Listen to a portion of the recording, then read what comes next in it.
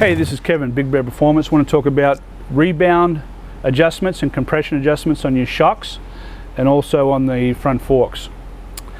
This is a set of HD 357s. It has our 1-inch extensions on here for this Milwaukee 8, so now these shocks are actually 14.25. This is your rebound adjuster right underneath here at the bottom of the shock, and what we do is we tighten them all the way up righty-tighty, as you can hear those clicks, right, till it stops. And then we want to back it out 15, 16 clicks. So that's 1, 2, 3, 4, 5, 6, 7, 8, 10, 11, 12, 13, 14, 15, 16. And that's your rebound. And that's where we want to set these HD 044s or the 357s or the HD 159s. It's basically in the middle of the adjustment for the rebound control, which is where you want to be. Rebound control only has to overcome the spring rate. The spring itself, it has nothing to do with the actual compression of the suspension. It has to do with how fast the wheel returns back to the road surface.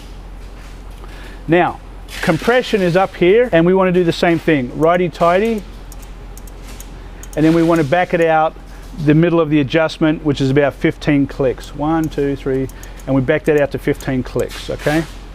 This is your preload right here. This nut right here actually adjusts how much preload is on the spring, which in turn adjusts how much sag rate we have. So what we do when we're doing sag rate is we jack the bike off the ground so the wheel can spin, and then we take a measurement from the swing arm directly to the fender strut, 90 degrees to the ground, not on the angle of the shock, and we take that measurement and then we set the bike down on the ground with the rider on top of it and take that measurement again, and we measure how much does it sag down.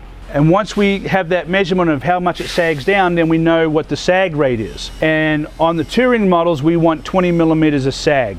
On Dyna models, we like to see 1 inch of sag to 1.5 inches of sag.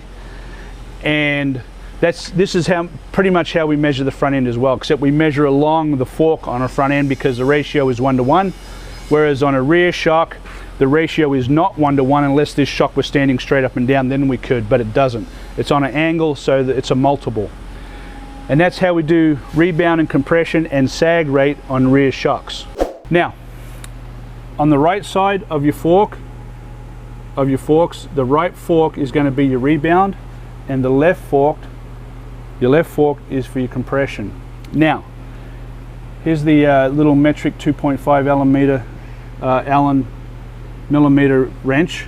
Fits right in top here, and you'll notice the way you want to do the adjustment is it's righty-tighty. So 1, 2, 3, we're going to screw it all the way down righty-tighty till it stops just with our fingertips, and we're going to back it out 6 clicks on rebound. 1, 2, 3, 4, 5, 6. The valve is set, and what that valve is it just lets some of the oil bleed off, so you have adjustment, a range of adjustment for the rebound control, the amount of speed on which the wheel returns to the road surface once it takes a hit.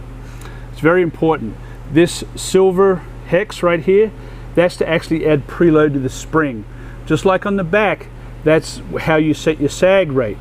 And you want to get both of them identical to each other, and by doing that we just usually mark the tops here, screw them all the way out or all the way in, and then work back from there or work down from there to get the correct sag rate on the front end. All of our front ends, we require that you have a 38 millimeter sag rate. So that's 1.5 inches of sag in the front, and like we said on the baggers, it's 20 mil of sag in the rear, which is essentially 3/4 of an inch. And on the right side, on the left side here for compression, we're going to go ahead and righty-tighty all the way down, right? And we're going to back it out 8 clicks on compression. 1, 2, 3, 4, 5, 6, 7, 8. And again, the preload, the adjustment is done equally on both sides on each fork, so that both springs have the same amount of pressure. And the sag rate is 100% 1.5 inches. Once you've done that, and you've got your neck bearings adjusted to where, if I put it all the way on a touring model bike, if I put the forks all the way to one side and it swings back to center, that's the adjustment that we want. And that's it. It's very straightforward, very simple.